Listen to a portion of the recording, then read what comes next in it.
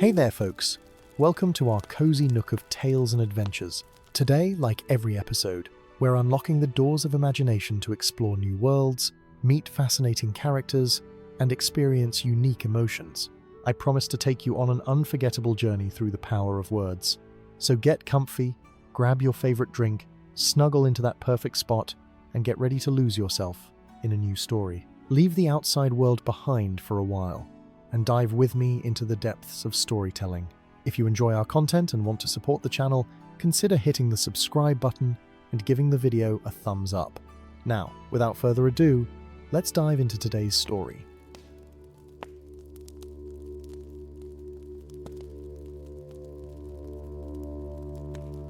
In the quiet years between the fall of the Witch King and the stirring of shadows in Dol Guldur, when the watchfulness of the wise had not yet turned fully toward the gathering darkness in Mirkwood, there came to Gandalf the Grey a summons that troubled his heart greatly. It arrived not by raven or by swift rider, but in a manner far more unusual, carried upon the very wind itself, whispered in a voice that only those versed in the ancient tongues could comprehend. The wizard had been travelling the old forest road, making his way toward the Shire, where he intended to spend a pleasant fortnight among the hobbits, smoking his pipe and sharing tales by warm hearthfires. The autumn sun hung low in the western sky, painting the clouds in shades of amber and rose, when suddenly the air around him grew still and heavy, as though the world itself held its breath.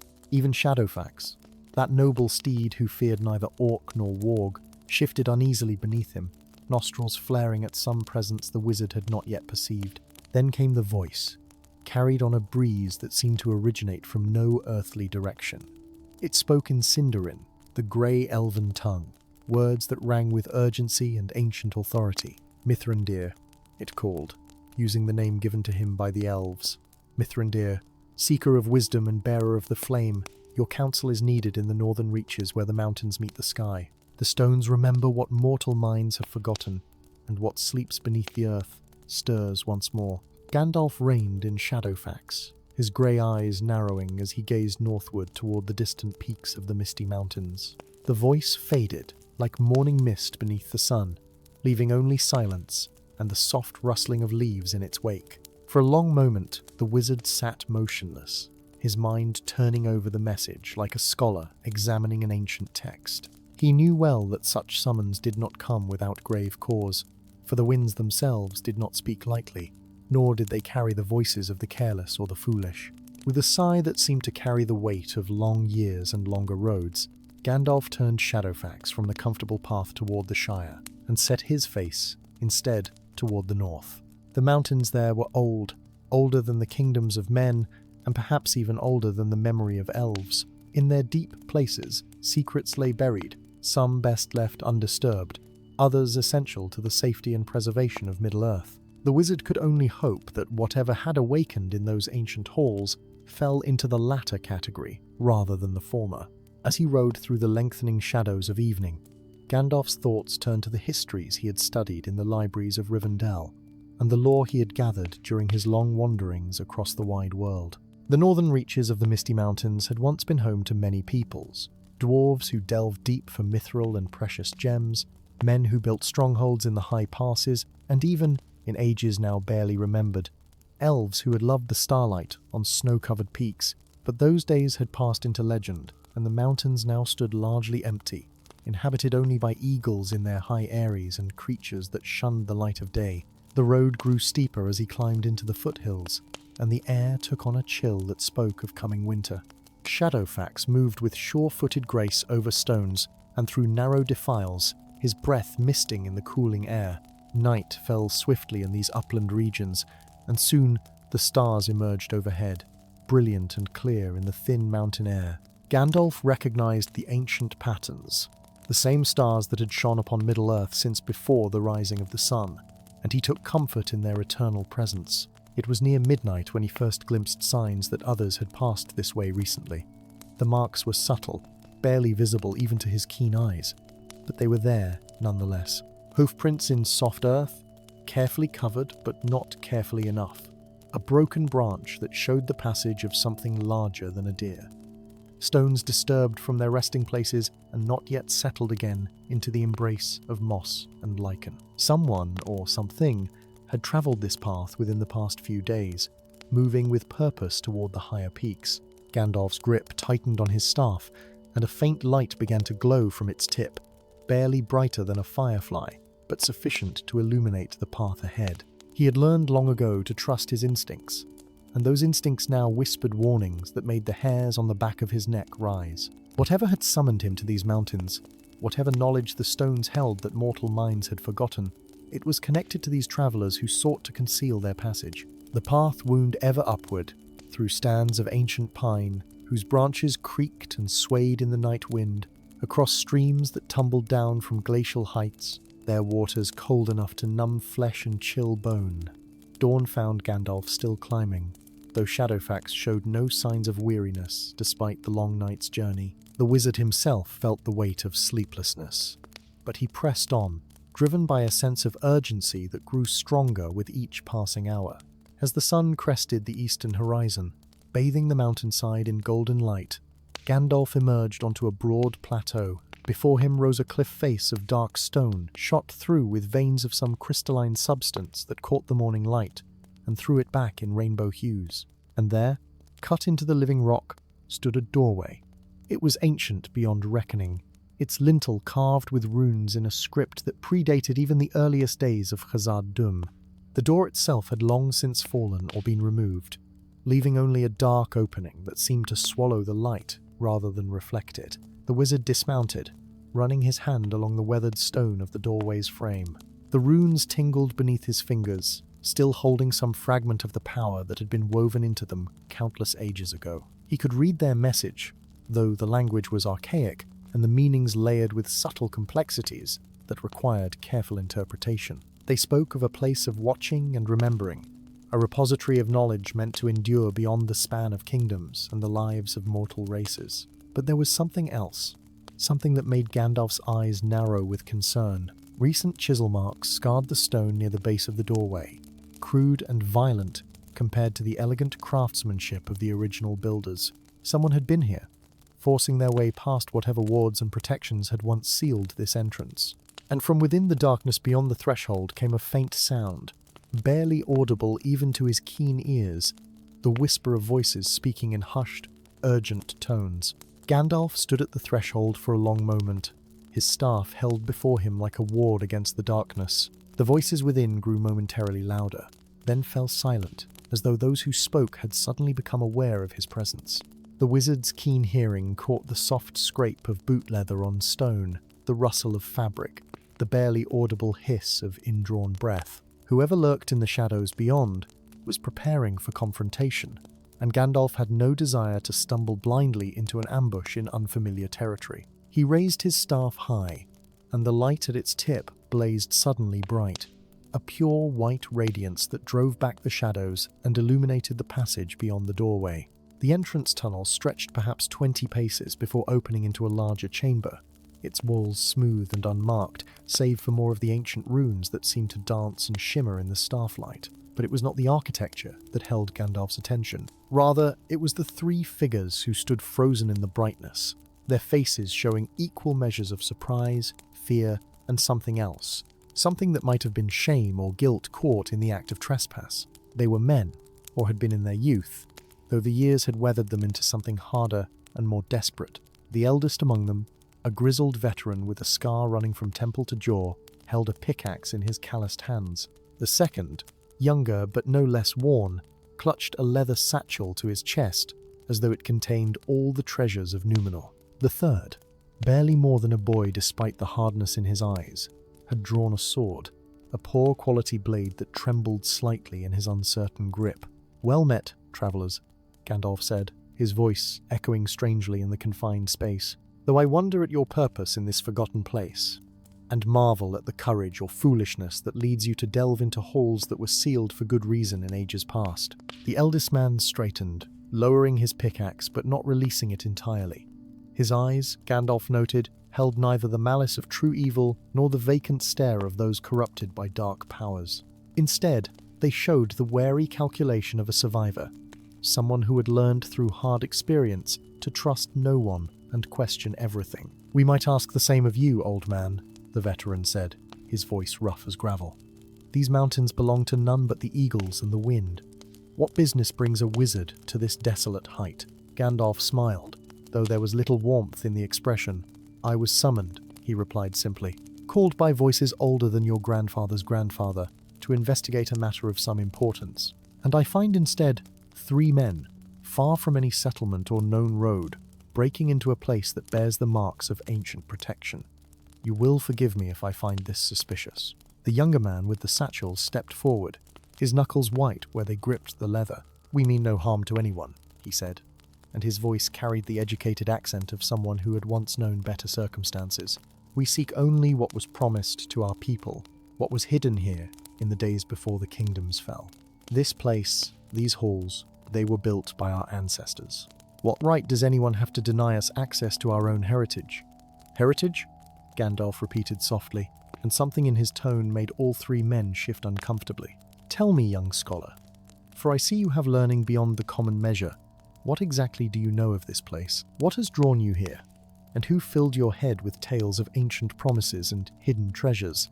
The scholar hesitated, glancing at his companions before speaking. "There are texts," he said slowly. "Fragments preserved in the library at Bree, copies of documents that date back to the days of Arna.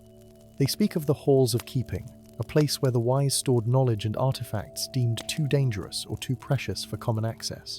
When the kingdom fell and the Watchers abandoned their posts, the location was lost, forgotten by all save a few who kept the old lore alive. And you believe this is that place," Gandalf said. It was not a question. "You believe that within these halls lies treasure or knowledge worth the journey to this forsaken peak, worth the risk of forcing entry past wards that were set by those far wiser than any now living." The veteran spat on the stone floor, his patience clearly wearing thin.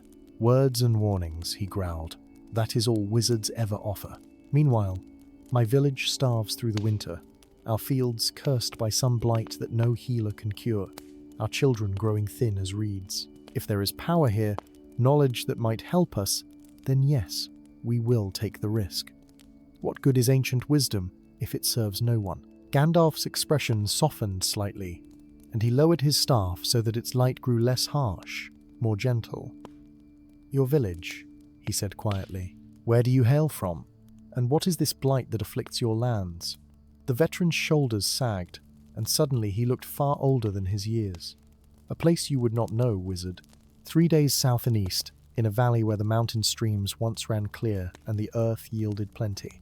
But 2 years passed, a shadow fell upon us. The crops wither in the ground, though we plant them with care and tend them with prayer. The livestock grow sick and die, their flesh turning grey and foul. Even the children," he paused, his voice breaking slightly, "even the children grow pale and weak, as though some unseen force drains the very life from them." The boy with the sword lowered his blade, and Gandalf saw now the gauntness in his cheeks, the dark circles beneath his eyes. He was indeed young, perhaps 15 summers, but illness and hardship had stolen the bloom of youth from his face. "This is my brother," the veteran said, gesturing to the boy. "My youngest and the strongest of my children not 3 years ago. Now look at him. Look at what has become of us all." Gandalf felt a familiar weight settle upon his heart, the burden of knowledge coupled with the limitations of power. He had seen such blights before, caused sometimes by natural corruption in the earth, sometimes by the lingering poison of ancient evils, and sometimes, most troubling of all, by the deliberate malice of those who served the enemy. That these men had travelled so far, risked so much, spoke to their desperation more eloquently than any words could manage. "And you believe," the wizard said slowly, "that within these halls lies something that might break this curse upon your land?" The scholar nodded eagerly. "The texts speak of healing stones," he said. "Crystals imbued with the power to purify corruption and restore life to blighted earth. They were kept here, along with other artifacts and scrolls, protected against the day when they might be needed again. If we could find even one such stone, bring it back to our valley, perhaps we could save our people." Gandalf closed his eyes for a moment, reaching out with senses beyond the merely physical, feeling the subtle currents of power that flowed through these ancient halls. The place itself was not evil. That much he could discern. Whatever had been stored here had been placed with good intent, meant to serve and preserve rather than corrupt and destroy. But he could also sense something else, a disturbance in the deeper chambers, a wrongness that had not been present when these halls were first sealed. "Listen to me carefully," Gandalf said, opening his eyes and fixing each man in turn with his steady gaze. "I do not doubt the truth of your suffering, nor do I question the nobility of your purpose. But there are forces in this world that even desperation cannot justify unleashing. These halls were sealed for reasons that transcended mere secrecy. Some knowledge, some power, is too dangerous to wield, too easily corrupted or misused. So you would have us return empty-handed," the veteran said bitterly. "Watch our children die, our lands turn to dust, all because ancient fears outweigh present suffering?" "No," Gandalf replied, and his voice carried a ring of authority that made all three men stand straighter. "I would have you trust in the wisdom of one who has walked this world far longer than you can imagine. I will enter these halls.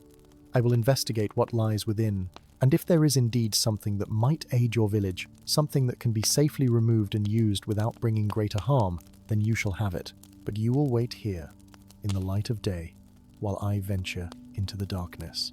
This I require of you, not as a demand, but as a condition of my help." The three men exchanged glances, a silent conversation passing between them in the way of those who had travelled long together and faced hardship as companions. The veteran was the first to nod, slowly, reluctantly, as though each movement cost him dearly.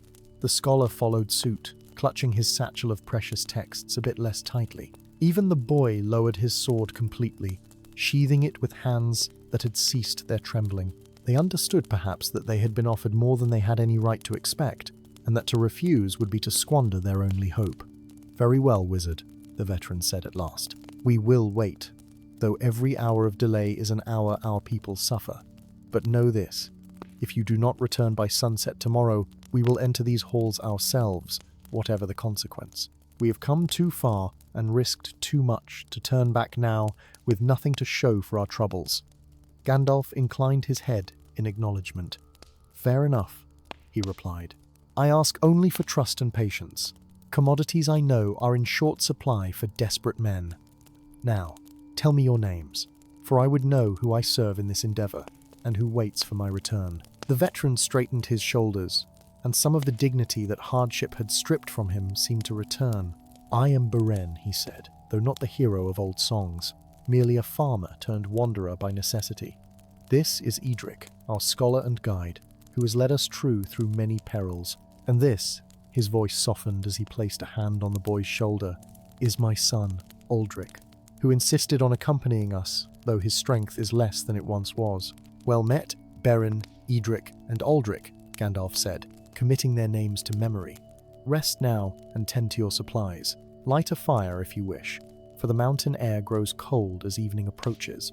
I will return when my task is complete, bearing what aid I can provide, or, at the very least, the knowledge of what lies within these forgotten halls." With those words, the wizard turned and strode through the ancient doorway, his staff blazing with renewed brightness as the darkness closed around him. Behind him, he heard the men begin to move, setting down their packs and preparing to make camp on the plateau. Their voices faded quickly as he descended deeper into the mountain, following the passage that led ever downward into the earth's embrace. The tunnel was well made, its walls smooth and true, carved with a precision that spoke of master craftsmen working with purpose and care. Every few paces, more runes appeared, glowing faintly in response to the presence of his staff, their ancient script forming words of protection and preservation. Gandalf read them as he walked, noting that they spoke not of defense against invasion, but rather of containment and careful stewardship. Whatever had been stored in these halls, it had been done with reverence and responsibility, not fear or paranoia. The passage opened at last into a great circular chamber, its ceiling lost in shadow high above. The walls were lined with alcoves, each one sealed with a panel of dark wood that bore more of the protective runes. In the center of the chamber stood a pedestal of white stone, and upon it rested a large tome bound in leather that had somehow remained supple and intact despite the passage of countless years. Gandalf approached it cautiously, his senses alert for any sign of trap or ward that might guard such an obvious focal point. But there was no danger, only an invitation. The tome opened at his touch, its pages revealing text written in a beautiful flowing script, the language one that few in Middle-earth still remembered. Gandalf read slowly, his lips moving silently as he translated the ancient words. It was a catalogue, he realized, a careful accounting of everything that had been placed within these halls and the reasons for its preservation. There were healing crystals, just as Eadric had claimed, stones of power that could purify corruption and restore life to poisoned earth.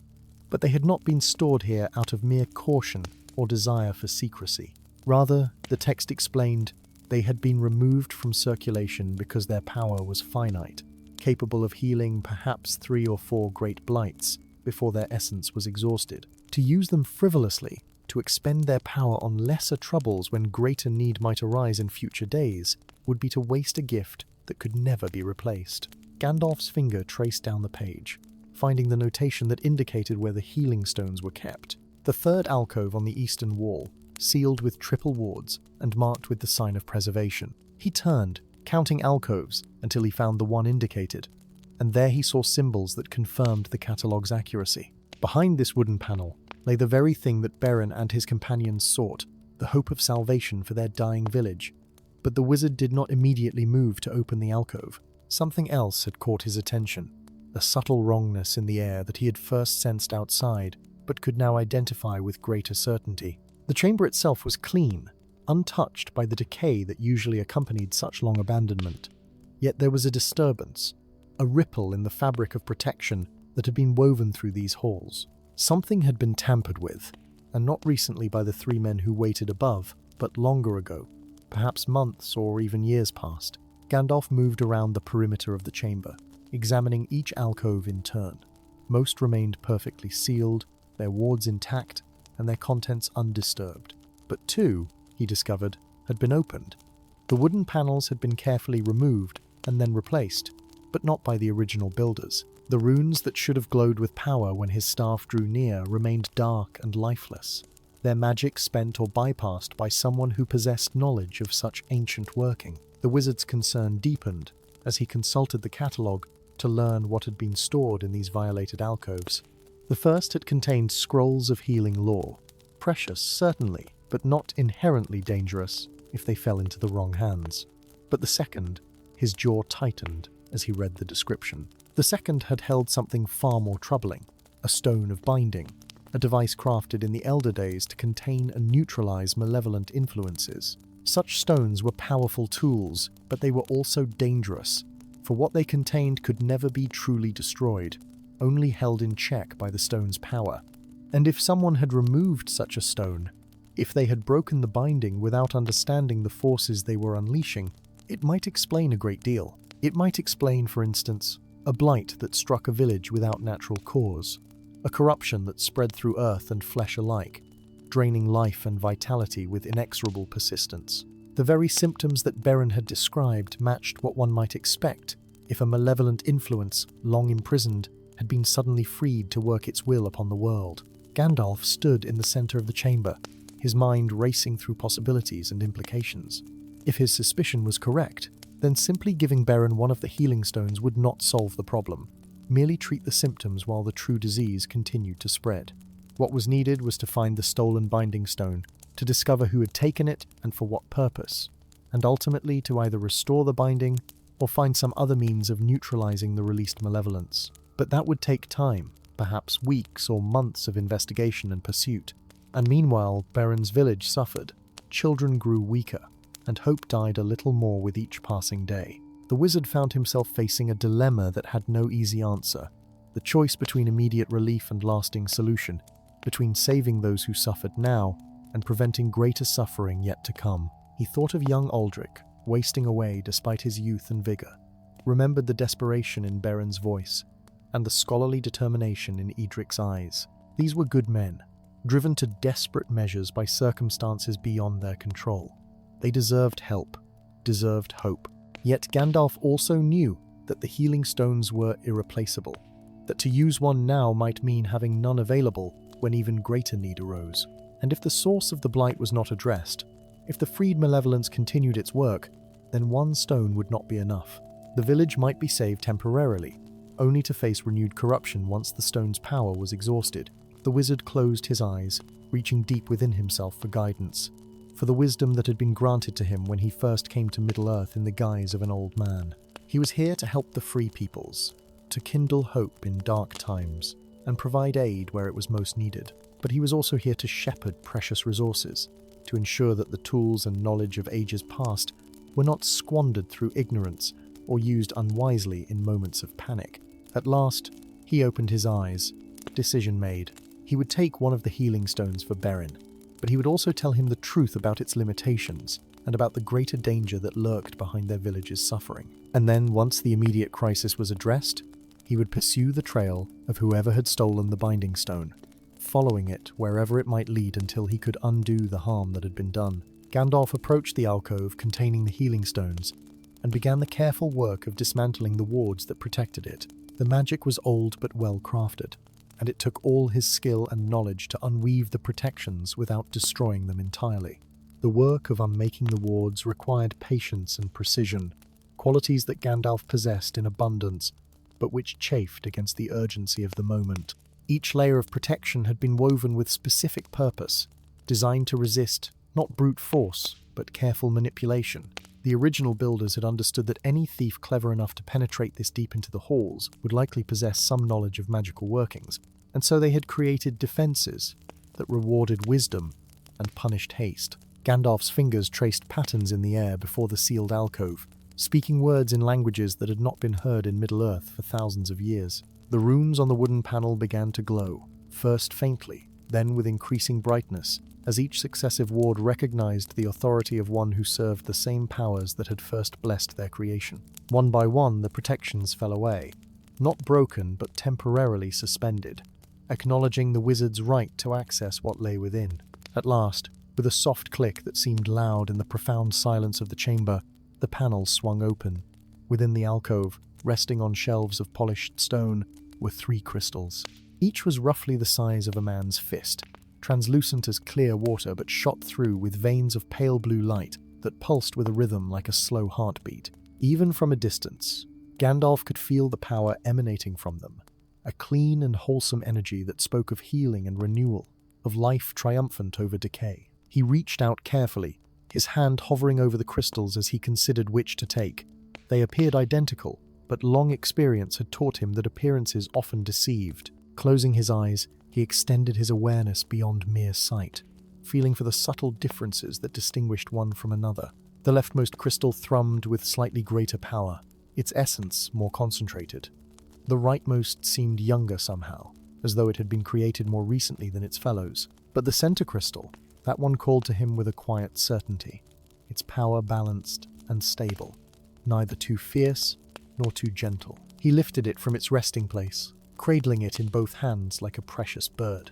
The crystal was warm to the touch, and through its translucent surface, he could see the veins of blue light swirling in complex patterns. It was beautiful, he thought, a testament to the skill and wisdom of those who had crafted it in ages long past. And it was powerful, capable of cleansing corruption from earth and flesh, of restoring life where death had begun its slow advance. But it was also finite, and that knowledge weighed heavily on Gandalf's heart.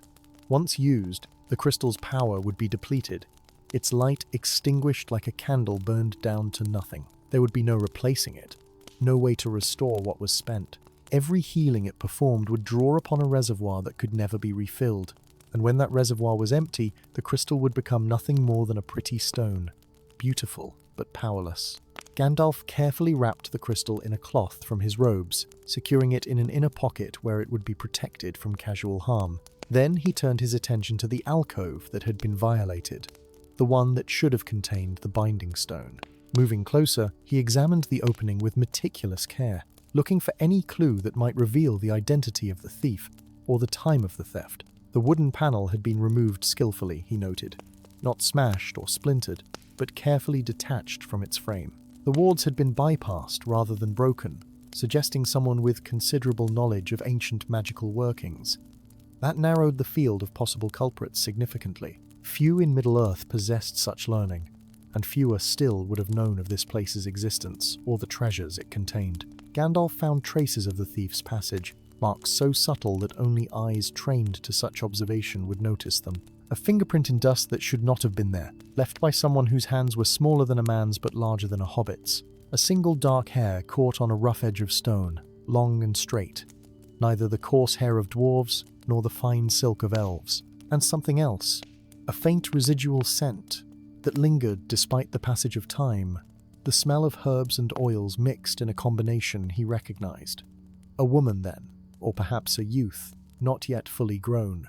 Someone who had prepared for this venture with careful planning, using oils to mask their natural scent and herbs to ward against detection by magical means. Someone who had known exactly what they sought and where to find it, who had come prepared with the knowledge necessary to bypass protections that would have stymied lesser thieves. But most troubling of all was what Gandalf did not find. There was no sign of the binding stone itself, no indication of where it might have been taken or for what purpose. The binding stones were dangerous artifacts, created to imprison malevolent forces that could not be destroyed by conventional means. They worked by creating a magical resonance that neutralized and contained such influences, preventing them from affecting the world around them. But if the stone was removed from proximity to the imprisoned force, if the binding was broken through ignorance or design, then that force would be free once more to work its will. The wizard's thoughts returned to Beren's village and the blight that afflicted it. If someone had stolen the binding stone without understanding its purpose, if they had carried it far from whatever malevolence it had been containing, then that malevolence would indeed be free to spread corruption as it wished. But where had it been imprisoned originally? These halls had stored the stone, but that did not mean the binding itself had been established here. The stone could have been maintaining a prison leagues away, its power reaching across distance to hold some ancient evil in check. Gandalf turned slowly, surveying the chamber with new understanding.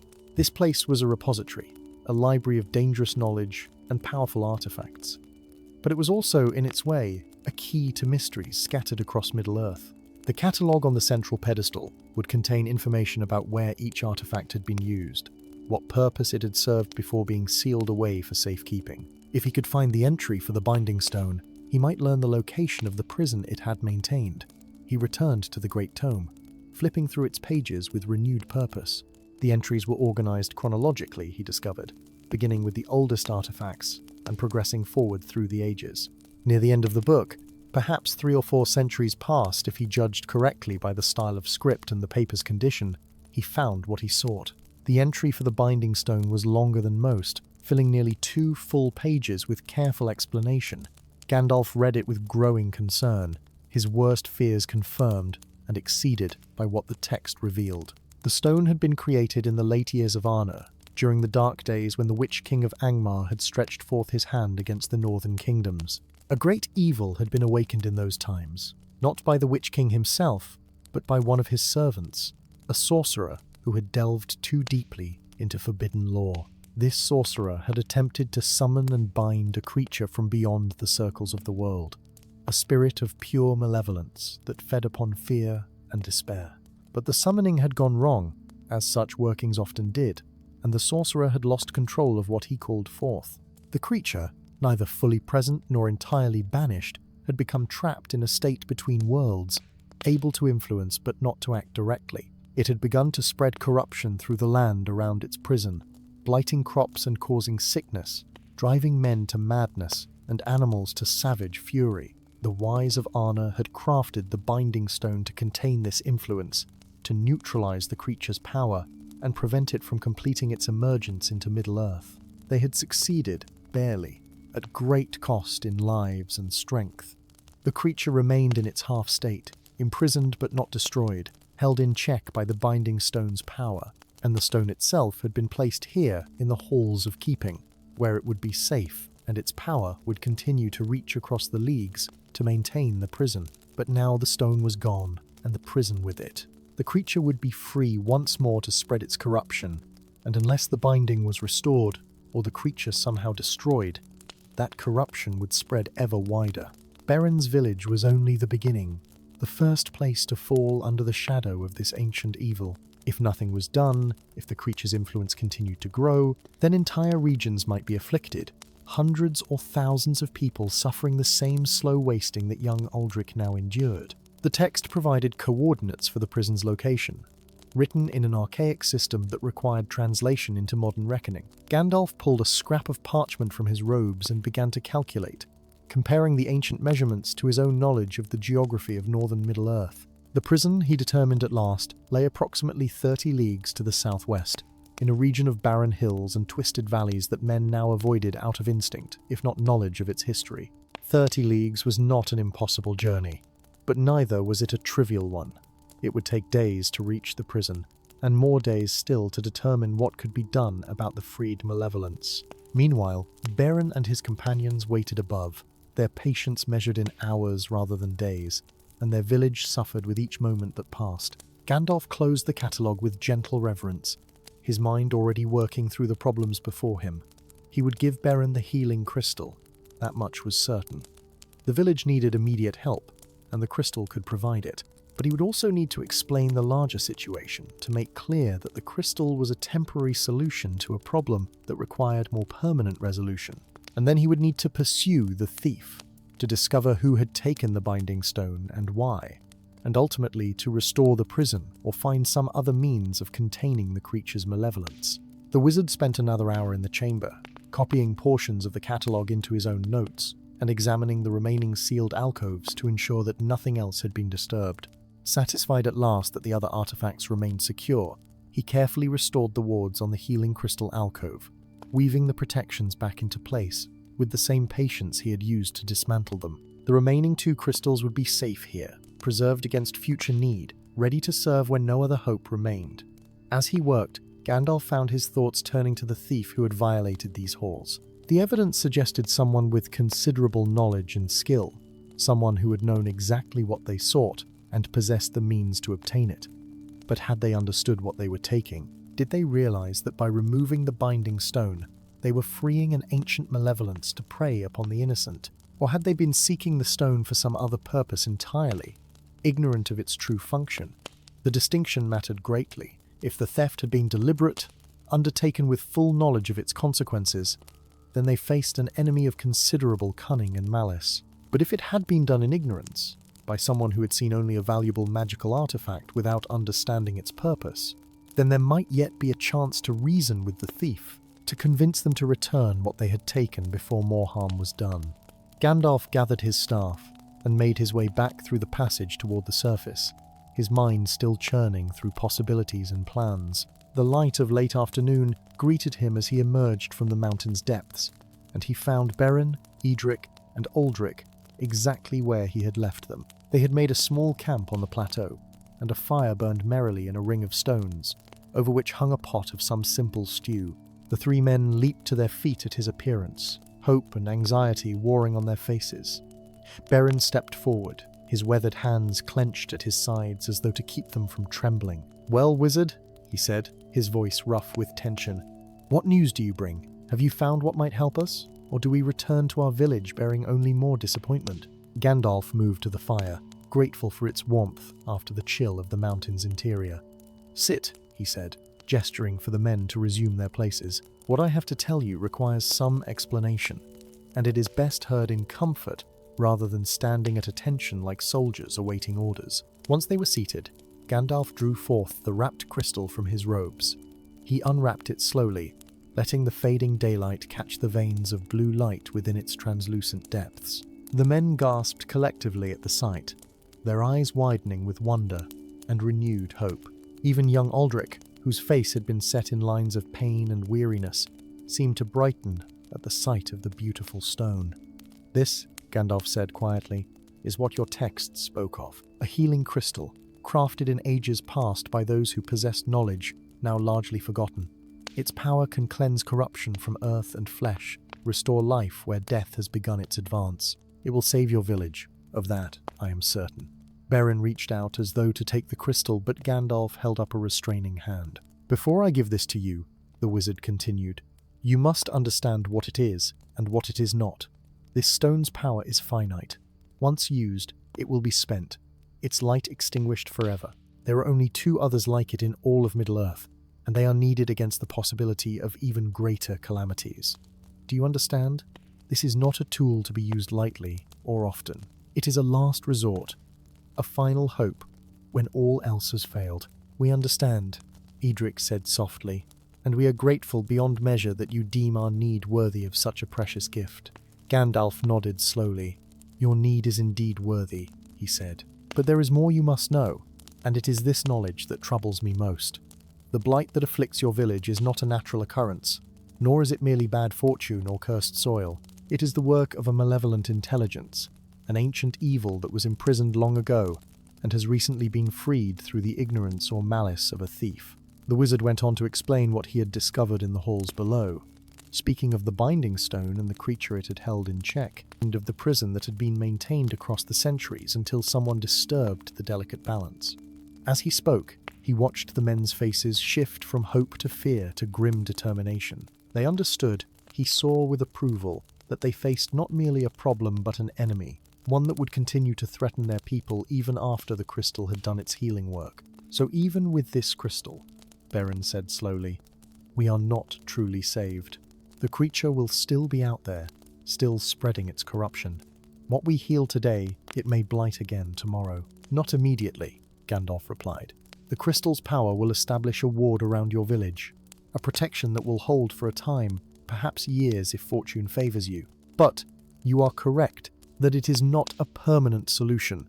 The creature must be dealt with at its source, either by restoring the binding that held it or by finding some means to destroy it entirely. And who will do this? Eadric asked, though from his tone Gandalf suspected the scholar already knew the answer. Who has the knowledge and power to face such an ancient evil? I will, Gandalf said simply. Once you have returned to your village and applied the crystal's power, I will journey to the prison and confront what lurks there. It is what I came to these mountains to do, though I did not know it when I began. The summons I received, the call that brought me here, it was not to find you, but to address this greater threat. Your suffering and the creature's freedom are linked, 2 parts of the same dark puzzle.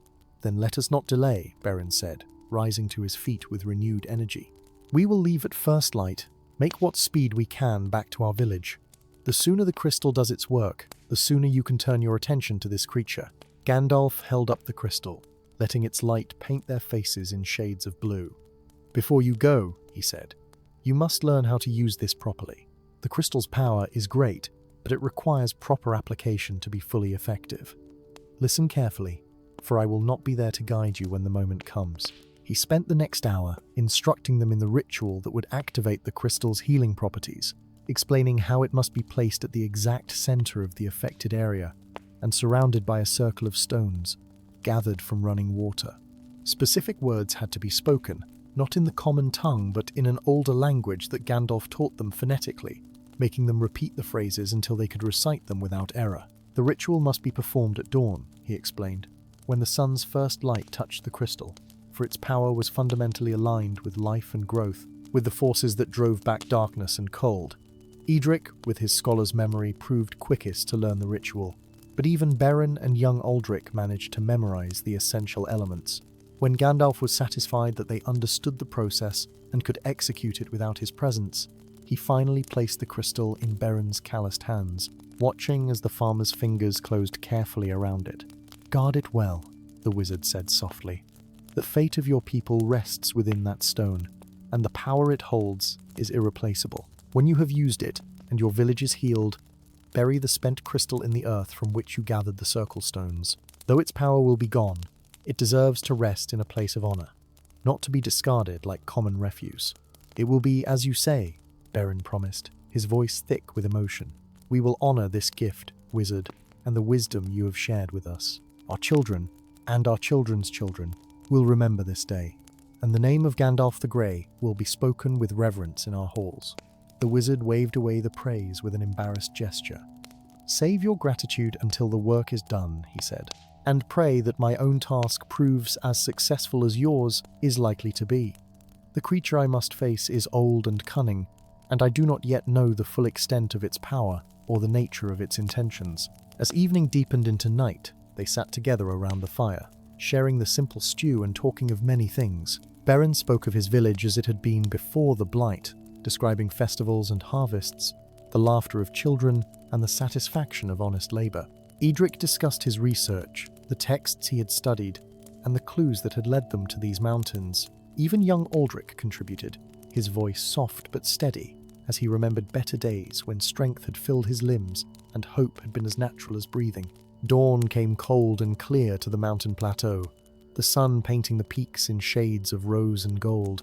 Gandalf rose early, having spent much of the night in wakeful contemplation rather than sleep, his mind turning over the challenges that lay ahead.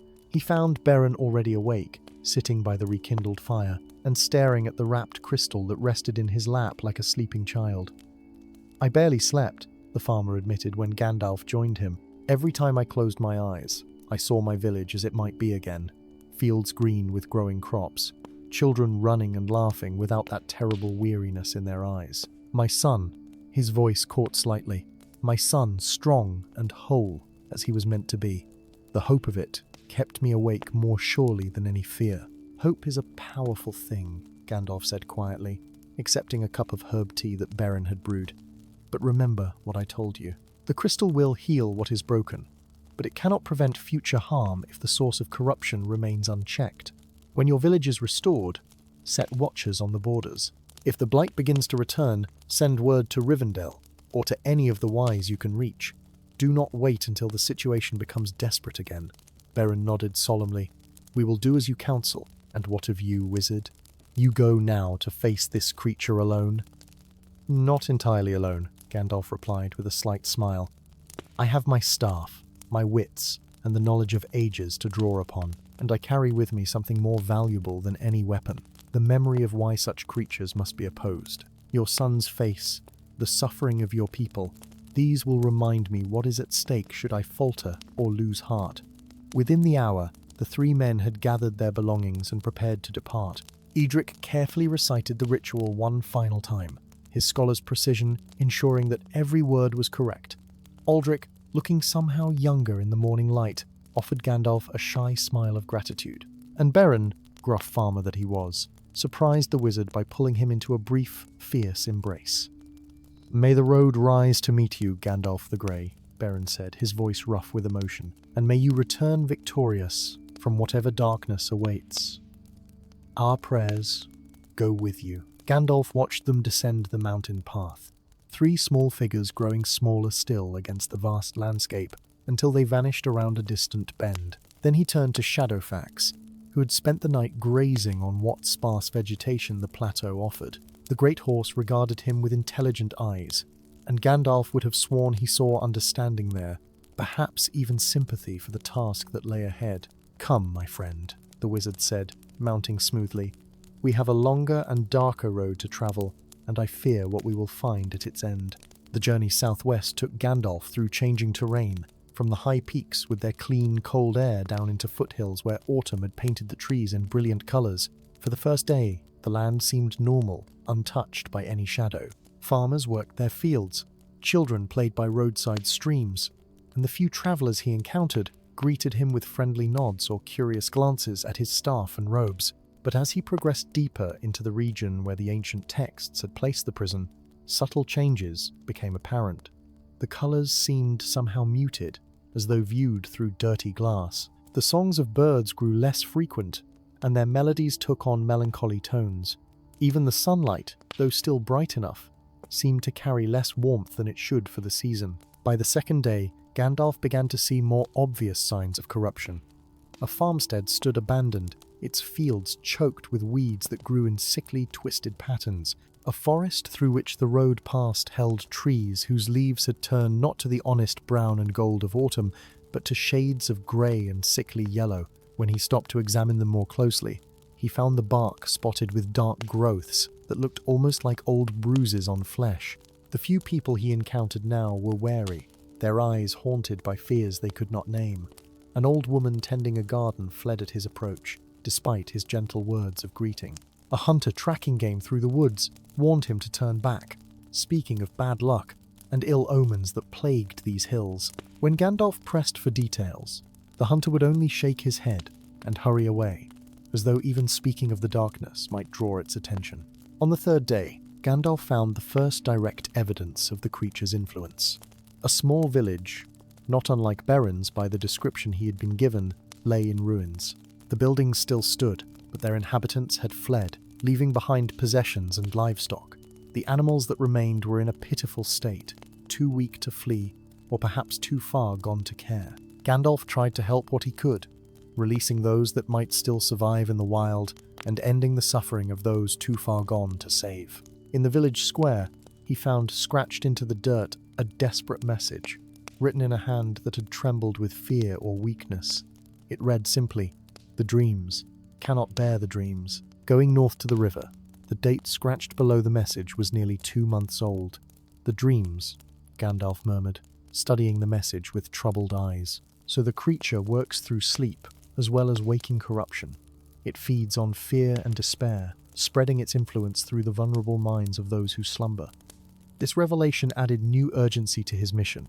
A creature that could affect dreams could spread its malevolence far more quickly than one limited to physical proximity. Every person who fell under its influence while sleeping might carry that corruption back to their own communities, spreading the blight like a contagious disease. If left unchecked, the entire northern region might fall under the creature's shadow within a matter of months.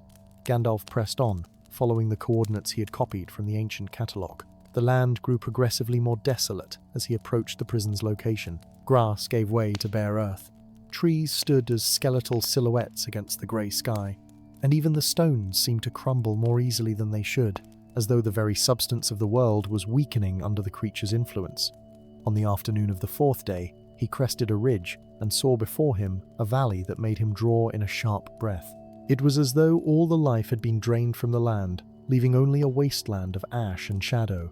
The valley floor was cracked and broken, fissures running through it like old wounds that would not heal. In the center, rising from the desolation like a broken tooth, stood the remnant of what must once have been a tower or fortress. "The prison," Gandalf said softly, and felt Shadowfax shudder beneath him. The structure was ancient beyond imagining, its stones dating back to the early days of Arna, or perhaps even before. 3 walls still stood, though time and weather had reduced them to little more than fragments. The 4th wall had collapsed entirely, its stones scattered across the valley floor, and there, visible even from this distance, was a circular depression in the earth, perhaps 20 paces across, at the very heart of where the tower had stood. Gandalf urged Shadowfax forward, though the horse moved reluctantly, every instinct warning against approaching that blighted place. As they descended into the valley, the wizard felt the air grow heavier, thick with malevolence that seemed almost palpable. It pressed against his mind like cold hands, trying to find purchase on his thoughts, seeking entry to his consciousness. But Gandalf had faced such assaults before, and knew how to shield himself, maintaining barriers of will and wisdom that the creature's influence could not easily penetrate. Still, even with his defenses in place, he could feel the creature's power. It was vast, far greater than he had anticipated based on the catalogue's descriptions. Either the ancient texts had underestimated its strength, or it had grown more powerful during its long imprisonment, feeding on whatever dark energies sustained it across the centuries. As he approached the ruined tower, Gandalf began to see evidence of the thief's presence. Footprints in the ash, barely visible but distinct enough to confirm his earlier deductions. They were small, belonging to someone of slight build, and they led directly to the circular depression at the tower's heart. Following them, Gandalf found more signs of recent activity. A place where someone had camped, though no fire had been lit. Marks in the earth where tools had been used to dig or pry at something. And most telling of all, a broken clasp made of silver, lying half buried in the ash.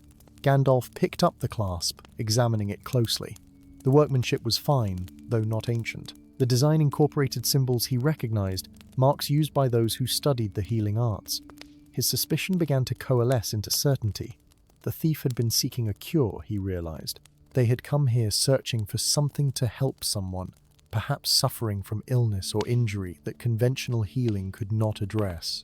They had found the binding stone, and, not understanding its true purpose, had taken it, hoping it might serve their needs. But in doing so, they had freed something far worse than any disease.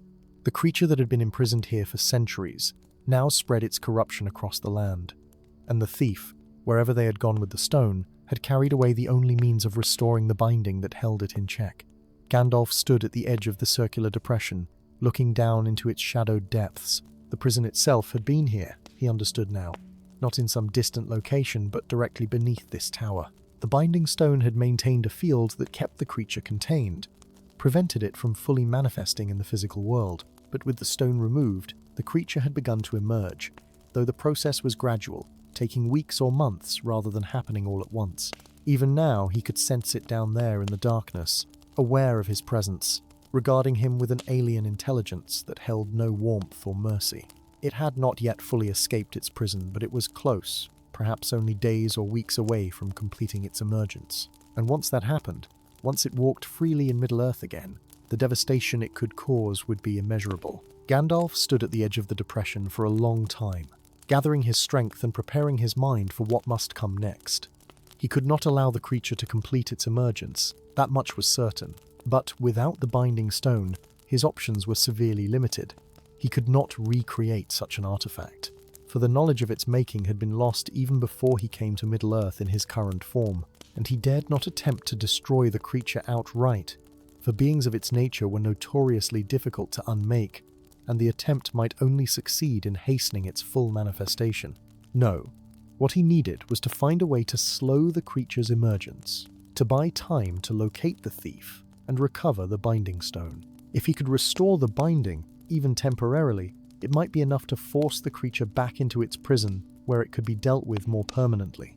The question was how to accomplish this without the very tool designed for the purpose. The wizard descended into the depression, his staff blazing with white light that pushed back the unnatural shadows. The circular pit was deeper than it had appeared from above, its walls smooth as though melted by intense heat. At the bottom, perhaps 15 feet below the surface, the ground was broken by a jagged crack that ran the full width of the depression. From this crack emanated the strongest sense of malevolence, a pulsing wrongness that made even Gandalf's protected mind recoil. As he approached the crack, whispers began to fill the air around him. They spoke in no language he recognized, yet somehow he understood their meaning. They promised power, offered knowledge of secrets that the Valar themselves had hidden. They painted visions in his mind of Middle-earth transformed, perfected, freed from the corruption of mortality and the weakness of flesh. All he need do was reach out, accept what was freely offered, allow the creature to merge with his consciousness, and share its ancient wisdom. Gandalf's response was immediate and unequivocal. His staff struck the ground with a crack like thunder, and his voice rang out in the words of power, speaking in the tongue that predated all others, the language of creation itself. The whispers fled before his command, retreating back into the crack from which they had emerged. But the malevolence remained, stronger now, more focused, recognizing in him not a potential servant, but an enemy to be destroyed. The ground beneath Gandalf's feet began to tremble. Dust rose from the crack in choking clouds, and within those clouds, shapes began to form.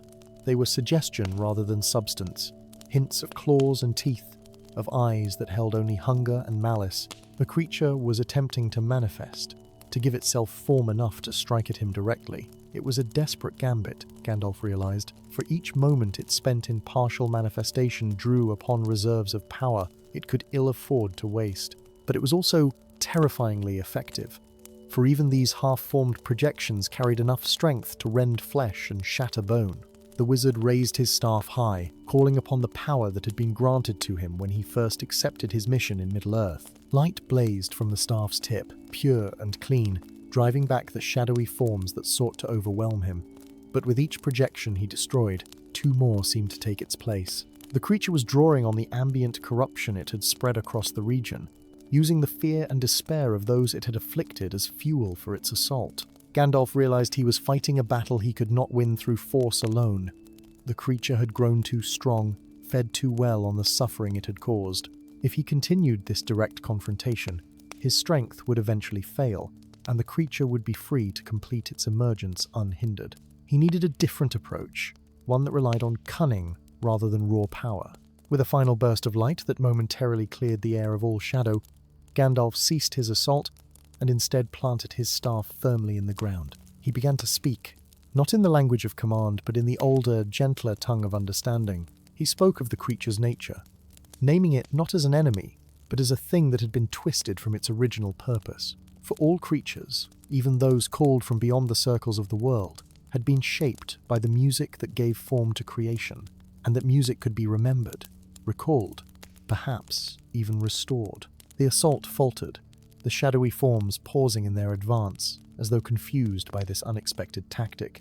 Gandalf pressed his advantage, speaking now of the creature's imprisonment, acknowledging the injustice of it. To be summoned against one's will, bound to serve the purposes of another, and then trapped in a state between existence and void when that binding went awry, it was a cruelty that even the wise of Arnor might not have fully understood. But he also spoke of the harm the creature had caused, the innocent lives blighted by its influence, the children wasting away from corruption, not of their making. He painted word pictures of Beren's village, of young Aldric struggling for each breath, of farmsteads abandoned and families torn apart by fear and suffering. These people, Gandalf said, his voice carrying power without force, these people have done you no wrong.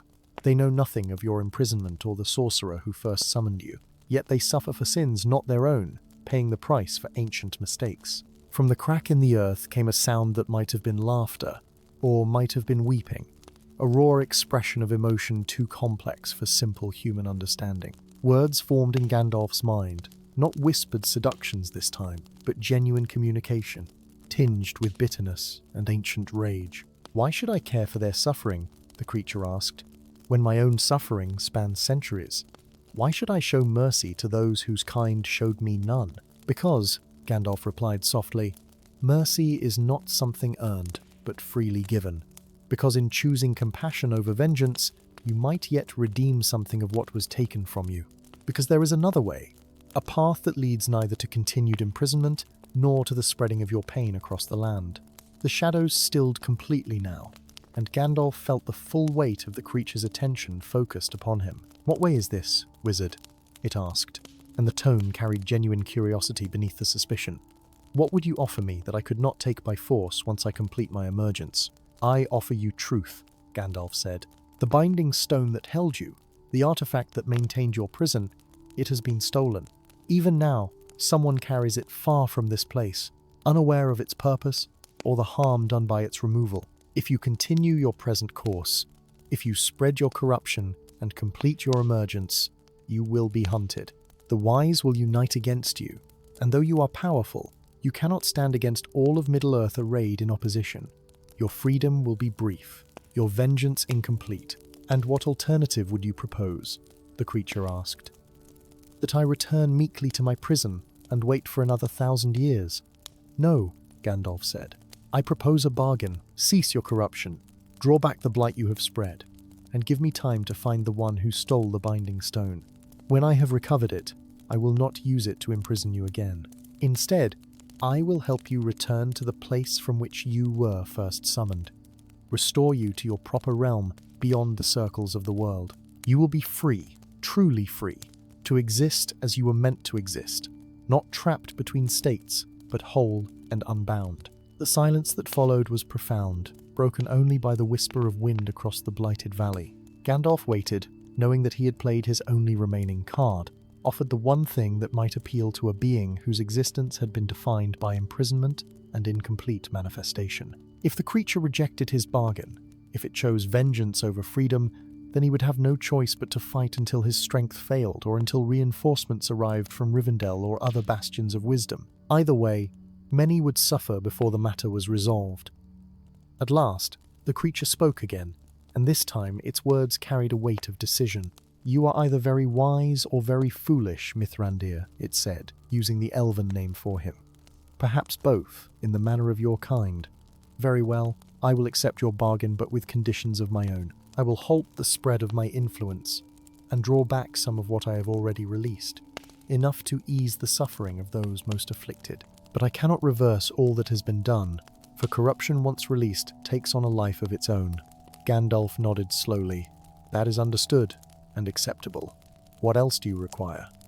You have 40 days, the creature continued.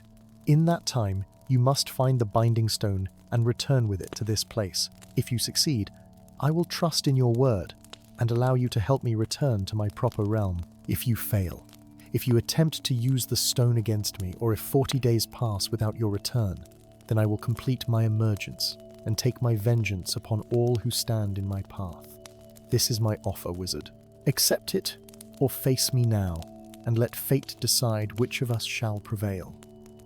The wizard considered carefully, weighing options and calculating odds. 40 days was not much time to track a thief across Middle-earth, especially one with weeks' head start and unknown destination.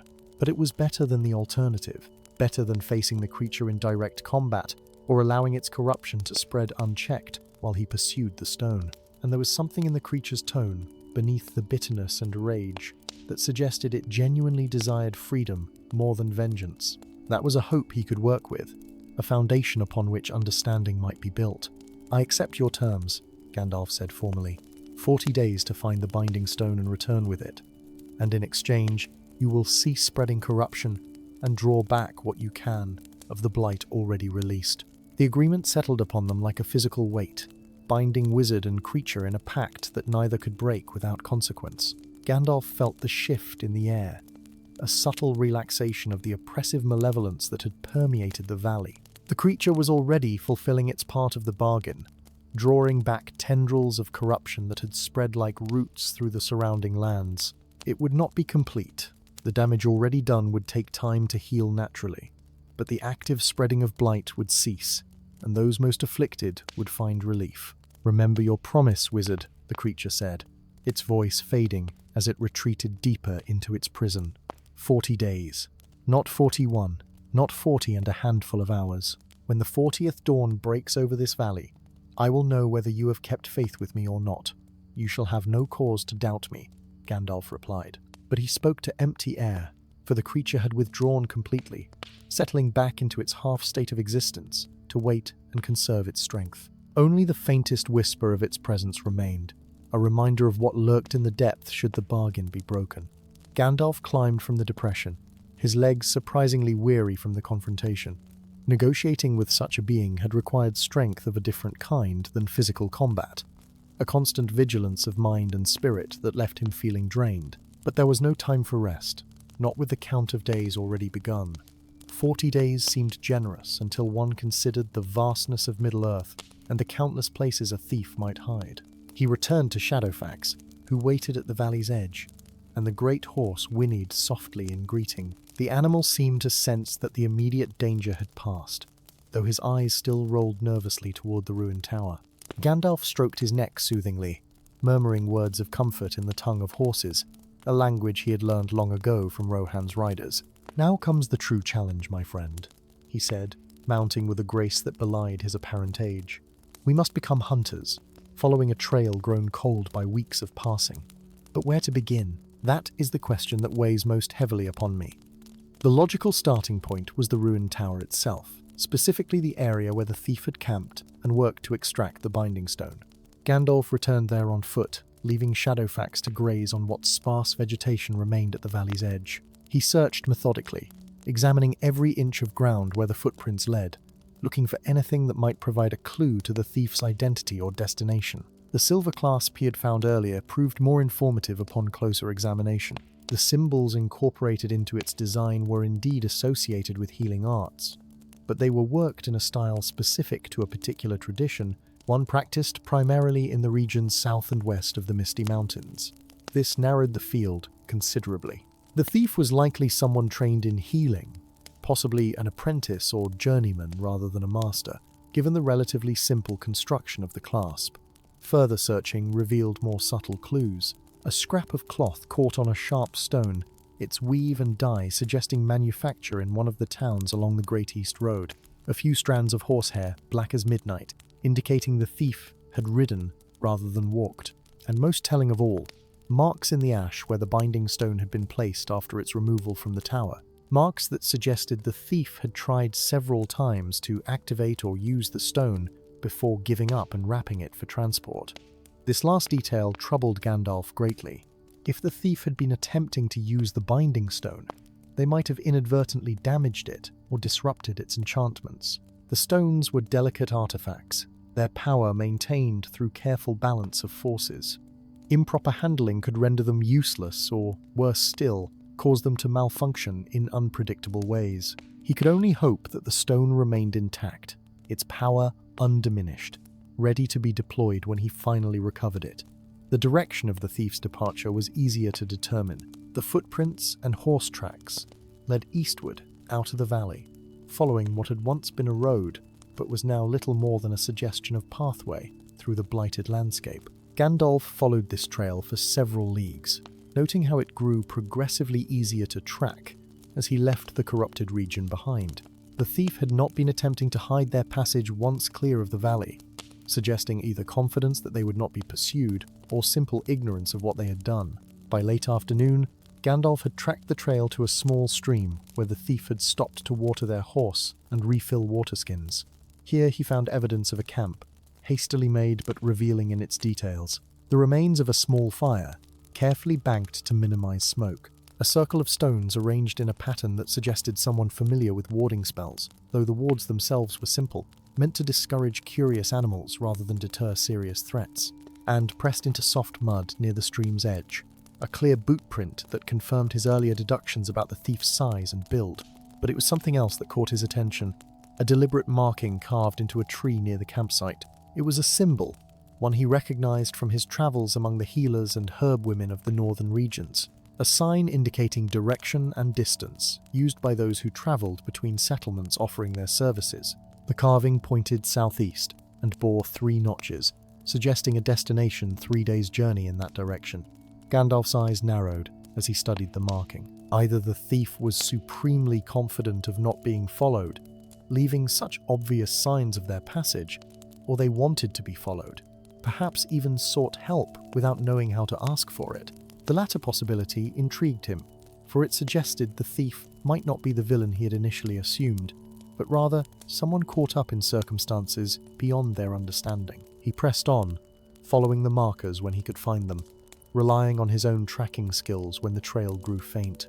The land through which he travelled showed signs of the corruption's retreat. Grass that had been withered and grey now held hints of green at its roots. Trees that had stood skeletal and bare began to show small buds on their branches, as though spring had come unseasonably to the autumn landscape. The creature was keeping its word, drawing back the blight as it had promised. On the second day of tracking, Gandalf came upon a village that showed signs of recent occupation. It was small, perhaps 20 houses clustered around a common well, and it bore the marks of hardship. Many of the houses stood empty, their doors hanging open to reveal abandoned interiors, but a few still showed signs of life. Thin streams of smoke rising from chimneys, gardens carefully tended despite the poor soil. Gandalf approached cautiously, aware that his appearance, the grey robes and pointed hat, the staff that seemed to gather shadows around itself, might alarm folk already frightened by recent events. He needn't have worried. The first person to spot him, an old man mending a fence with shaking hands, let out a cry of joy and hurried to meet him. "A wizard!" the old man exclaimed, clutching at Gandalf's sleeve with desperate strength. "Oh, praise the stars! A wizard has come at last. We thought ourselves abandoned, left to waste away like our neighbours to the west. But you've come to help us, haven't you? You've come to drive away the shadow that has plagued us." "Peace, friend," Gandalf said gently, steadying the man before he collapsed from excitement and relief. "I am indeed here to help, though perhaps not in the way you imagine. Tell me, has there been a traveller through here recently? A healer, perhaps? Someone seeking passage to the east?" The old man's face clouded with confusion and then recognition. "Oh, aye, there was one. A young woman, she claimed to be, though she kept her face hidden beneath a deep hood. Came through near 3 weeks past asking about the road to Bree. We told her the road was dangerous, what with the sickness spreading, but she insisted she had urgent business." "Did she say what business?" Gandalf asked, his pulse quickening at this confirmation of the thief's passage. "Not in so many words," the old man replied, scratching his white beard thoughtfully. "But I heard her speaking to old Marna, the herb woman who lives at the village edge. Something about a healing stone and a sick child. Desperation in her voice like I've rarely heard. Marna sent her away, of course. We've got troubles enough without taking in strangers." "Where is this Marna?" Gandalf asked. "I would speak with her, if she is willing." The old man pointed toward a small cottage set apart from the others, half hidden by a grove of willows. "She'll likely be there," he said, "though whether she'll speak to you is another matter. Marna's not fond of strangers these days, not after what happened to her grandson." Gandalf thanked the man and made his way to the cottage, his mind racing with this new information. A young woman seeking a healing stone for a sick child, desperate enough to break into ancient halls and steal what she did not understand. The picture was becoming clearer, and with it came a growing sympathy for the thief. She had not acted from malice or greed, but from the same desperation that had driven Beren and his companions, the fierce love that would risk anything to save an innocent life. The cottage door opened before he could knock, revealing a woman of perhaps 60 winters, her face lined with care, but her eyes still sharp and penetrating. She looked him up and down with an appraising gaze that missed nothing, taking in his staff, his robes, the aura of power that clung to him like morning dew. "So they've sent a wizard at last," Marna said, her voice carrying neither welcome nor hostility, merely observation. "Come to clean up the mess, I suppose. Well, you're too late for most of us, but perhaps you can still help some. Come in then, and we'll talk." Gandalf entered the small cottage, ducking his head to clear the low doorway. The interior was neat and well-ordered, filled with the mingled scents of drying herbs and medicinal preparations. Marna gestured him to a chair by the hearth, where a small fire burned despite the relative warmth of the day. "You're following the girl," Marna said without preamble. "The one who came through asking about healing stones. I could see it in your face when old Thorin mentioned her. What did she steal from you, wizard, and what do you plan to do when you catch her?" Gandalf settled into the chair, his staff resting across his knees, and regarded the herb woman with respect. He had learned long ago that healers, particularly those who had spent decades tending to the sick and dying, often possessed wisdom that rivaled the learning of scholars. They saw humanity at its most vulnerable, witnessed the depths of both suffering and courage, and such experience taught lessons no book could convey. "She stole nothing from me," he replied quietly. "But what she took from the ancient halls where it was kept has consequences far beyond what she could have imagined. I mean her no harm, good woman, but I must recover what was taken and return it to its proper place before greater tragedy unfolds." Marna studied him for a long moment, her weathered hands folded in her lap. Then she rose and moved to a shelf where various pouches and containers stood in neat rows. She selected one, opened it, and the scent of dried lavender filled the air. She sprinkled some into 2 clay cups and poured hot water from a kettle that hung by the fire. "Her name is Ilara," Marna said as she worked. "Or so she claimed, though I suspect it may not be her true name. She came to me 3 weeks past," as Thorin said, looking half-starved and desperate. "She told me she was seeking a healer skilled in dealing with curses and corrupted wounds. Said her younger brother had been afflicted by some dark magic, that every healer from here to the mountains had failed to cure him." Gandalf accepted the cup of lavender tea with a nod of thanks. "Did she speak of how the boy came to be cursed?" Marna returned to her seat, cradling her own cup. She said he had been playing near some old ruins, the sort that dot these lands from the ancient wars. He found a trinket there, a small carved stone that seemed harmless enough, but within days of bringing it home, he began to waste away. No fever, no visible wound, just a slow draining of life that no medicine could halt. The wizard's eyes narrowed, and this was when she began her search for healing stones. The herb woman nodded slowly. She had heard tales, she said, of crystals of power stored in the old places, artifacts from the days when great magic still walked openly in Middle-earth. She was convinced that only such a stone could save her brother, that conventional healing had failed because conventional power was insufficient. Gandalf sipped the tea, letting its calming properties soothe the weariness that clung to him. "Did you believe her tale?" Marna's face softened with something that might have been pity. "I believed her desperation," she replied. Whether the details were true or not, she certainly believed them, and desperate people do desperate things, as we both know. I told her I could not help her, that such stones were beyond my knowledge and likely beyond mortal reach. I warned her that seeking such power might do more harm than good. But she did not listen, Gandalf said softly. "Would you have listened in her place?" Marna countered. "If someone you loved was dying, and all hope seemed lost, save for one last desperate chance. She told me she would search until she found what she needed or died in the attempt. I gave her some provisions and pointed her toward Bree, where there are scholars who might have knowledge of such things. I hoped she might find counsel there, someone to talk sense into her. Gandalf set down his cup, his expression troubled. Instead, she found something else. Knowledge of where the healing stones were kept, though likely not understanding that other things were stored there as well. Things far more dangerous than she could have conceived. Marna leaned forward, concern etched deep in her features. What has she done, wizard? What has her desperation unleashed?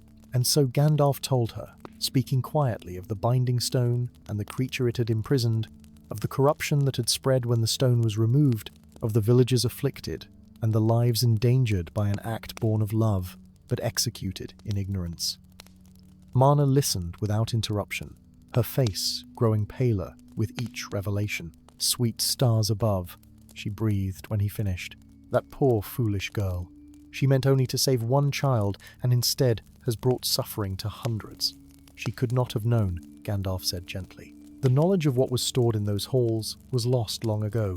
She saw only what she needed to see, a powerful artifact that might cure what ailed her brother. But tell me, this trinket the boy found in the ruins, did she describe it in any detail? Marna thought for a moment, her brow furrowed in concentration. She said it was a small carved figure, no larger than a child's thumb. Dark stone, smooth as river rock, with symbols etched into its surface.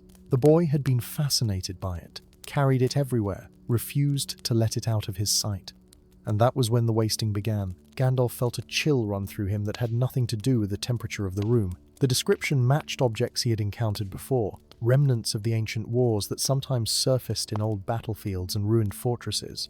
They were not merely trinkets, but tools, created by servants of the enemy to spread corruption and weaken his foes. Such objects could indeed cause the symptoms Marna described, draining life force from anyone who handled them regularly. But more troubling still was the connection between the boy's affliction and the creature in the prison. Such objects were sometimes used as anchors, physical points through which a malevolent influence could extend its reach beyond normal boundaries. If the boy had picked up one of these cursed items near the ruins where the prison was located, he might have become a conduit for the creature's power, a living link between the prison and the wider world, which would mean, Gandalf realized with growing certainty, that the boy's illness was not separate from the creature's influence, but rather a direct manifestation of it.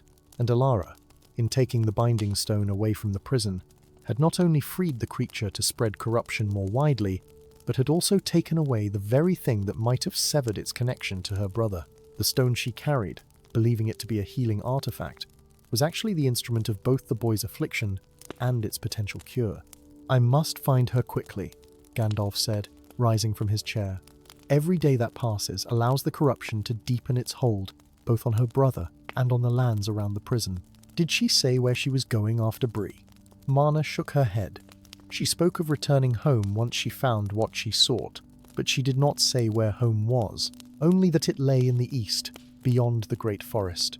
East of Mirkwood, Gandalf murmured. That encompasses a vast territory, but if she has the binding stone and her brother serves as an anchor to the creature's power, there may be another way to track her. The creature itself might sense the stone's location, feel the pull of its own prison, even across great distances. He thanked Marna for the tea and the information, pressing a small pouch of silver into her hands despite her protests.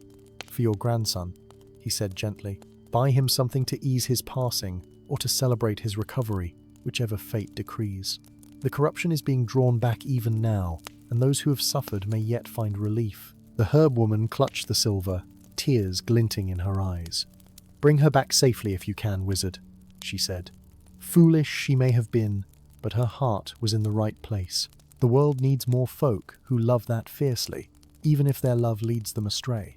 Gandalf departed the cottage and mounted Shadowfax once more, his mind already racing ahead to the next stage of the journey.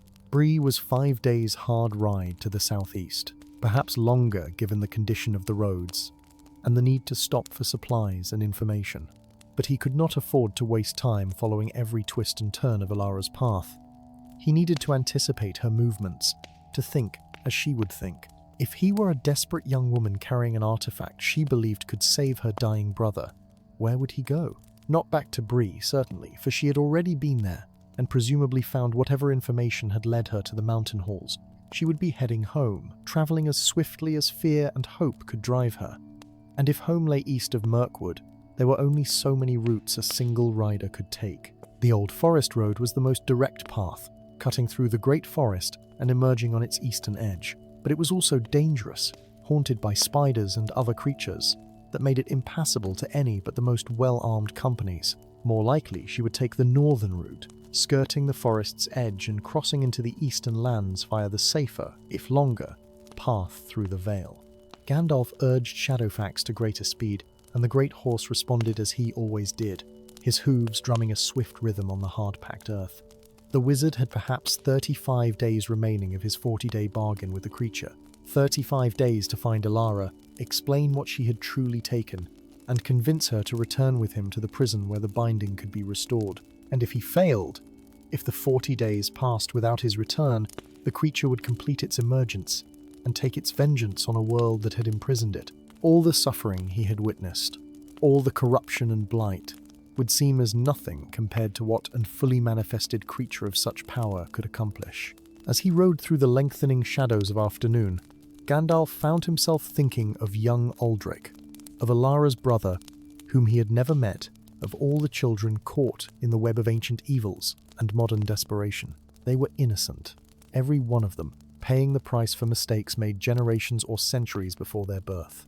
It was for them that he rode now, for them that he would exhaust every resource of wisdom and power at his command. The sun set in a blaze of crimson and gold, painting the western sky in colours that spoke of both beauty and warning. Gandalf did not stop to make camp, but rode on through the gathering darkness, trusting to Shadowfax's sure-footed grace and his own enhanced vision to navigate the treacherous path. Somewhere ahead, Alara rode toward home, with hope in her heart and doom in her saddlebags, and Gandalf the Grey pursued, bearing the weight of knowledge she lacked and the responsibility for setting right what had gone so terribly wrong. For 6 days and 6 nights, Gandalf pursued the trail, stopping only when absolutely necessary to rest Shadowfax or to gather information from scattered settlements along the way. At each stop, he found signs of Alara's passage, a young woman travelling alone, hooded and wary, asking no questions but pushing her horse to its limits. She was perhaps 10 days ahead of him now,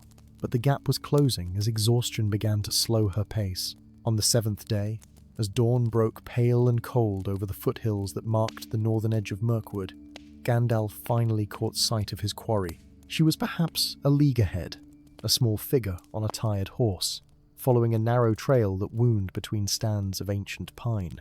Even from this distance, he could see the weariness in her posture, the way she swayed slightly in the saddle, as though fighting to remain conscious. He urged Shadowfax forward, closing the distance between them with swift deliberation. She heard the approach of hoofbeats and turned in her saddle, her hand going immediately to a small knife at her belt. But when she saw Gandalf, grey-robed and crowned with his pointed hat, staff gleaming in the morning light, her shoulders sagged in defeat. She knew, as all who fled from justice eventually knew, that her flight had reached its end. Gandalf drew alongside her, and for a long moment they simply regarded each other in silence. She was young, barely out of girlhood, her face thin with privation and etched with lines of worry far too deep for one so young. Dark circles shadowed her eyes, and her hands trembled where they gripped the reins. But there was steel in her gaze, a determination that suffering had not broken. "I will not give it back," she said, her voice hoarse but firm.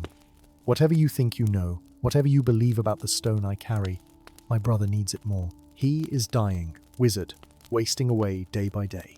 If this stone can save him, then I will use it, and all the powers of Middle-earth cannot prevent me." Gandalf's expression was gentle, carrying no judgment or anger. "Peace, child," he said softly. "I am not here to take from you, but to give you understanding.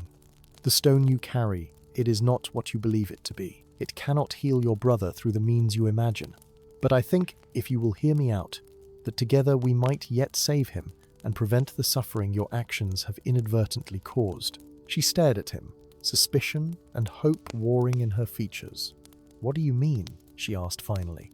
"How can it not be a healing stone?" The texts in Bree, they spoke clearly of crystals that could cure any affliction, purify any corruption.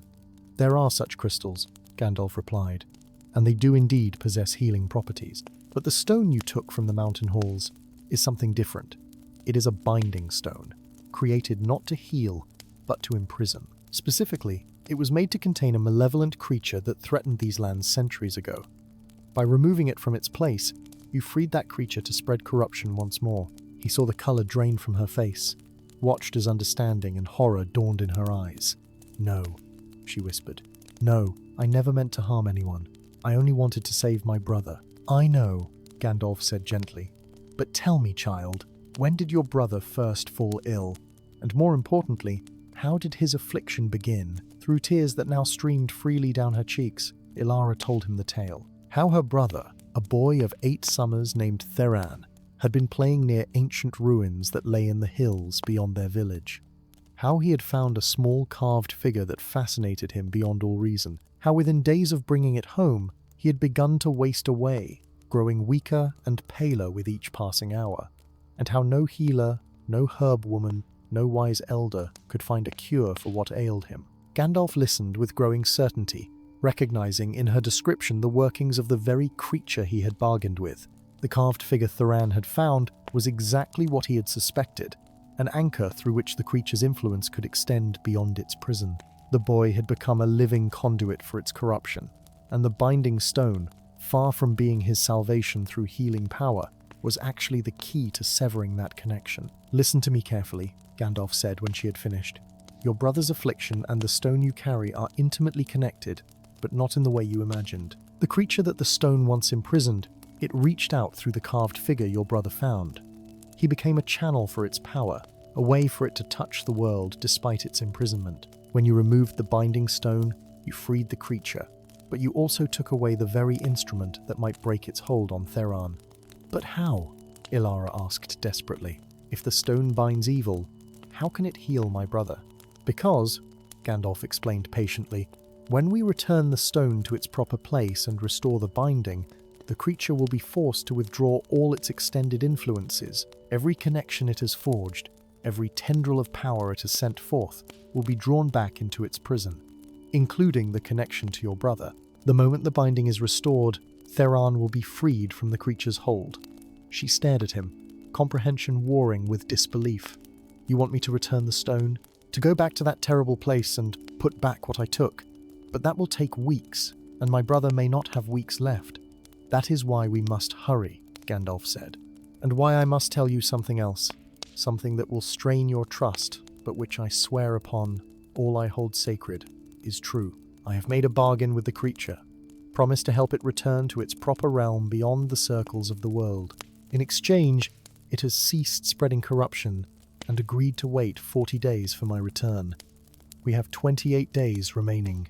If we ride hard and without pause, we can reach the prison in time, restore the binding, and save both your brother and countless others who suffer from the creature's influence." Ilara looked down at her saddlebags, where the binding stone rested, wrapped in layers of cloth. Then she looked back at Gandalf, and in her eyes he saw the moment when desperate hope transformed into courageous resolve. "Tell me what we must do," she said simply. They rode together through the remaining weeks, pushing themselves and their horses to the limits of endurance. Gandalf shared his provisions and taught Ilara words of power that would help sustain her through the grueling journey. They spoke of many things during the long hours in the saddle, of the weight of responsibility and the cost of love, of the thin line between courage and recklessness, of the way good intentions could spawn terrible consequences when divorced from wisdom. On the 27th day, they reached the blighted valley where the prison lay. The landscape had changed since Gandalf's last visit. The corruption visibly receding, though, scars remained in the earth and the twisted trees. They descended into the depression at the valley's heart, and Gandalf felt the creature stir, sensing their approach and the presence of its binding stone. "You have returned," the creature's voice echoed in both their minds, carrying surprise and perhaps a note of respect. "And you have brought the stone with you. I confess, wizard, I half expected you to fail or to break faith with me." "I gave my word," Gandalf replied aloud, "that Ilara might hear both sides of the conversation. And I have given my word to you as well, that if you withdraw your influence and allow the binding to be restored, I will help you return to your proper place." Are you prepared to honor your part of our bargain? The creature's response came after a moment's hesitation. I am weary, it said, and for the first time Gandalf heard genuine emotion in its voice beneath the ancient malevolence. Weary of this half-existence, this prison between worlds. If you can truly send me home, return me to the realm from which I was wrongly summoned, then yes, I will withdraw all my power, break every connection I have forged. The boy will be freed, and all who suffer from my touch will be healed. Ilara gasped, clutching Gandalf's arm. You mean it? She whispered. Theran will truly be saved? He will, Gandalf assured her. Now, give me the stone and prepare yourself. What follows may be difficult to witness, but it is necessary. Together, they performed the ritual of binding, Gandalf placing the stone at the exact center of the circular depression while speaking words that predated the foundations of Angband itself. The stone began to glow with pale silver light, its power awakening after weeks of dormancy. That light spread outward in ripples, filling the depression, reaching down into the depths where the creature waited, and the creature, true to its word, began to withdraw. Gandalf felt the severing of connections, the snapping of invisible threads that had linked the prison to distant places and suffering souls. He felt the moment when the bond to young Theron broke, freeing the boy from the corruption that had plagued him, and he felt something else, a sense of desperate longing from the creature itself, a desire for home so profound it transcended malevolence and evil. When the binding was complete, when the stone's power had fully reasserted itself, Gandalf began the second and more delicate working. He wove together strands of power drawn from earth and sky, from the memory of music that shaped the world, from his own essence as one of the Astari sent to Middle-earth for exactly such purposes. He created a pathway, a bridge between the prison and the realm beyond the circles of the world, from which the creature had been summoned so long ago. Go, he commanded, and his voice carried the authority of the Valar themselves. Return to your home, to the place where you belong. Be free of this prison and this world, and trouble Middle-earth no more. The creature surged upward through the pathway, no longer resisting but embracing the chance to escape its long imprisonment. For just an instant, Gandalf glimpsed its true form, vast and terrible and beautiful in its own alien way. Nothing of evil but simply of otherness, a being never meant to exist in the realms of Arda. And then it was gone, the pathway sealed behind it, leaving only clean silence and the gradual settling of natural order. Ilara collapsed to her knees, weeping with relief and exhaustion, and the release of weeks of desperate fear. It's done? She asked through her tears. Theron is saved? He is saved, Gandalf confirmed, helping her to her feet, as are all who suffered from the creature's touch. The corruption will fade completely now, and the lands will heal. You have done well, child, though the path was hard and the cost nearly catastrophic. They emerged from the valley as the sun set on the 27th day, painting the sky in colours of hope and renewal.